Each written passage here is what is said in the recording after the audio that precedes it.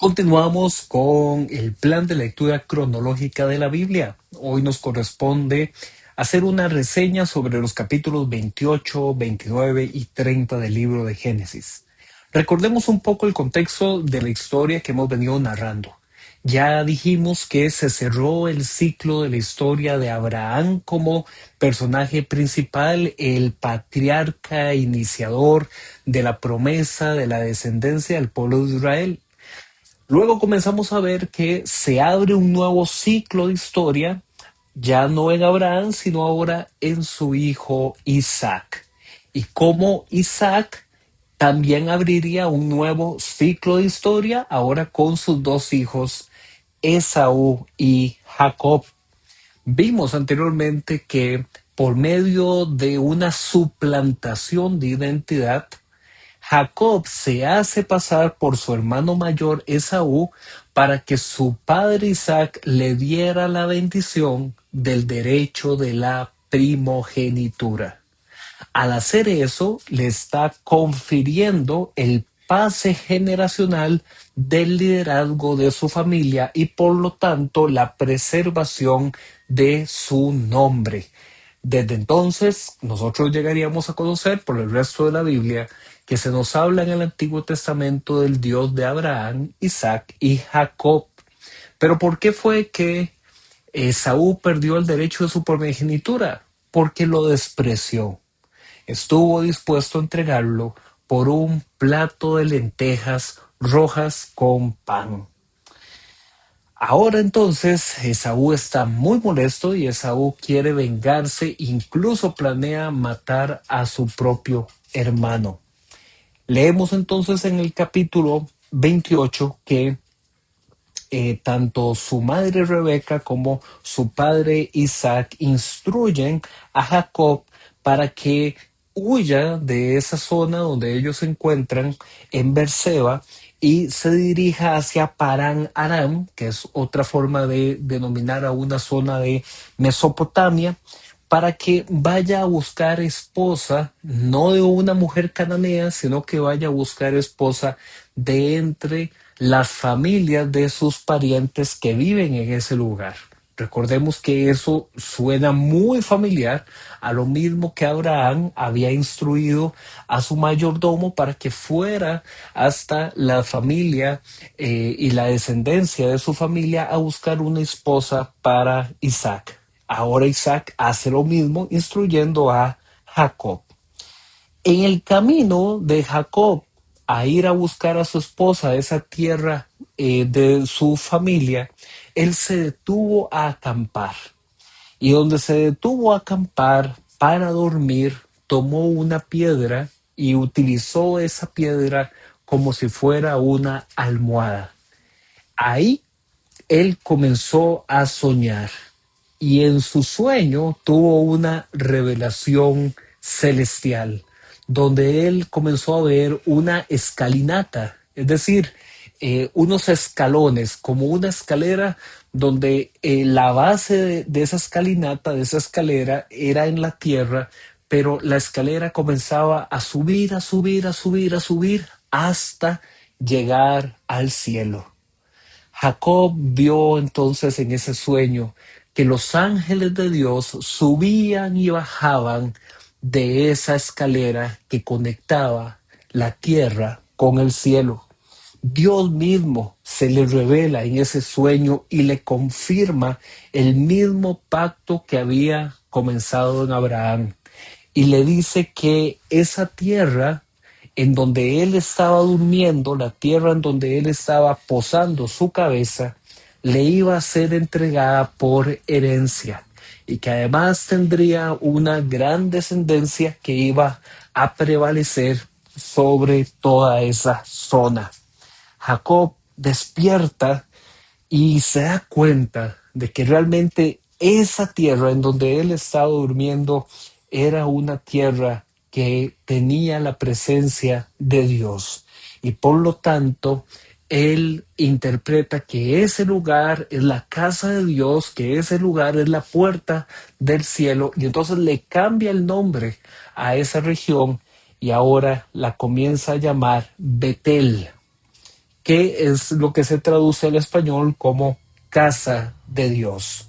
Jacob toma como una señal de la revelación que había tenido, toma la piedra que estaba usando como almohada y la levanta y la pone como un monumento. Y ese es el monumento sobre el que él hace una promesa a Dios. Si Dios le permite ir y regresar hacia su familia sano y salvo y prosperado, ahora Dios se convertirá en su Señor. Esa es la promesa que hace. Aquí abrimos un pequeño paréntesis para comenzar a repasar algunos elementos tipológicos. Ya hemos mencionado que la interpretación tipológica es aquella que desde el Nuevo Testamento vuelve a ver atrás al Antiguo Testamento para identificar elementos que tienen confirmación de cumplimiento en la figura de Jesús. Y recordaremos que en el Nuevo Testamento, en el capítulo 1 del Evangelio de Juan, es Jesús mismo el que dice que el cielo se verá abierto y se verán a los ángeles de Dios subir y bajar, pero ya no sobre una escalera, sino sobre el Hijo del Hombre. Así es que vemos que es Jesús, esa conexión, ese camino que es el puente para reconciliar la tierra que está deshonrada por el pecado con la gloria de Dios que desciende desde el cielo, esa escalera, ese camino, ese puente, ese es Jesús. Y no solamente es eso, sino ese monumento de piedra, esa piedra viva, esa piedra firme sobre la que podemos sustentar nuestra fe, también lo interpretamos como un símbolo que apunta a Jesús. Evidentemente, ellos en el Antiguo Testamento todavía no tenían la revelación completa para identificar de que esos elementos apuntaban al cumplimiento del Mesías. Pero nosotros hoy tenemos esa bendición de tener la revelación completa de la Biblia y poder analizar este tipo de paralelismos y simbolismos que podemos encontrar en las Escrituras. Cerramos ese paréntesis y hablemos ahora de Génesis capítulo 29, que es un capítulo que me parece podemos denominar como el capítulo donde se repiten las historias. Vamos a ver aquí cómo varios patrones de cosas que hemos visto en otros capítulos anteriores de Génesis aquí se vuelven a repetir. Vemos que Jacob continúa su trayecto y llega hasta la tierra que estaba bajo el dominio de Labán, que era su tío, el hermano de Rebeca, su madre. Ahí él se encuentra por primera vez en el pozo con Raquel, que era la encargada de dar alimento y bebida a los rebaños de su padre Labán. Raquel, al darse cuenta de que Jacob es pariente, va a contarlo a su padre y su padre Labán sale a recibir a Jacob en su casa con mucha alegría y cariño. Después de un tiempo, eh, Labán y Jacob acuerdan pagar el dote de el acuerdo nupcial. El pago del dote no era comprar una esposa, como tal vez se podría ver de una forma simplista, sino que en la antigüedad era una costumbre que ella sea de la familia de la novia hacia la familia del novio o la familia del novio hacia la novia, se pudieran entregar regalos, se pudiera entregar un dote que significaba ya sea ganado o ya sea elementos de plata, oro, como una forma de mostrar gratitud y compensación por la nueva familia que se estaba mostrando, que se estaba formando. En este caso, Jacob no tenía dinero, Jacob no tenía tampoco ganado bajo su posesión, entonces ellos hacen un acuerdo. Trabajaré 7 años para ti y con eso el dote, el pago nupcial quedará resuelto y me permitirás casarme con tu hija menor, con Raquel, la misma que él había conocido en el pozo cuando llegó a esa tierra. Labán aceptó el trato y después de que Jacob trabajó 7 años para él, el día de la boda, en la noche nupcial, más bien Labán engaña a Jacob y suplanta la identidad de la novia y en vez de colocar a Raquel, colocó a Lea en el lecho nupcial. Recuerden que les dije que ese era un capítulo donde las historias se repetían. ¿Qué encontramos aquí que se repite? Una historia similar al engaño de suplantación de identidad que había hecho justamente Jacob en lugar de Saúl. Ahora parece que la historia se devuelve y el suplantador más bien es el engañado. Y en vez de encontrarse con Raquel, se da cuenta de que quien estaba con él era Lea. Ahora bien, ante el reclamo de Jacob ante Labán, Labán permite que Raquel también pueda ser la esposa de Jacob, pero con una condición: Jacob tendrá que trabajar otros 7 años al servicio de Labán.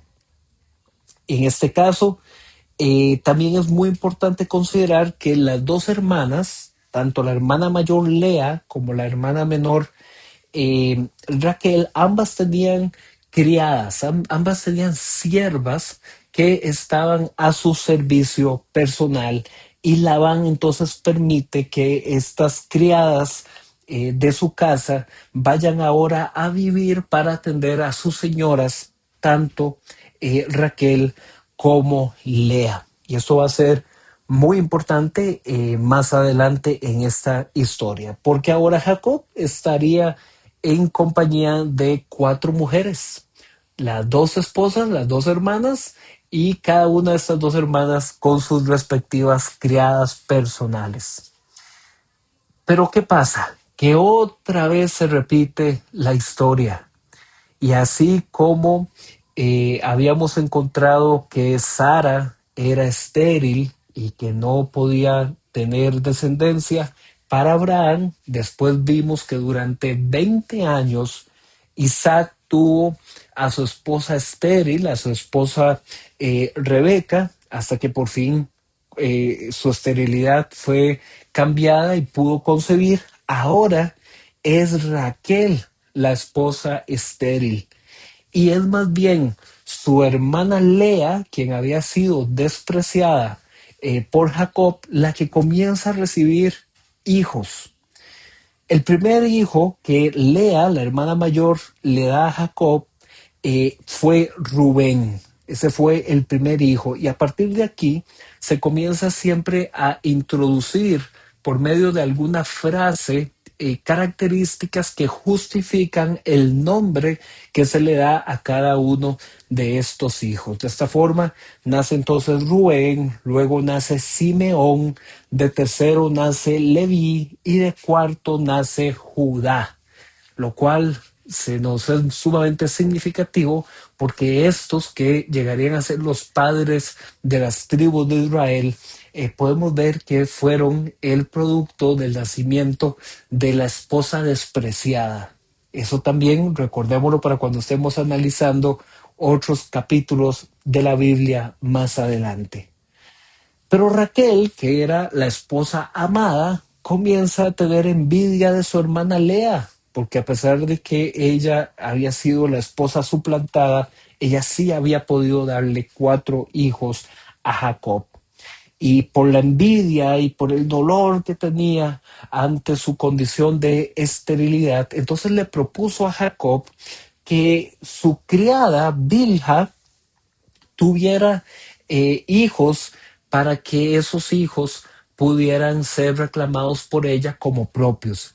Es decir, se repite la historia de la misma solicitud de una madre subrogante, un vientre de otra mujer que había propuesto Sara para con su sierva Agar para tener descendencia para Abraham. La historia vuelve y se repite.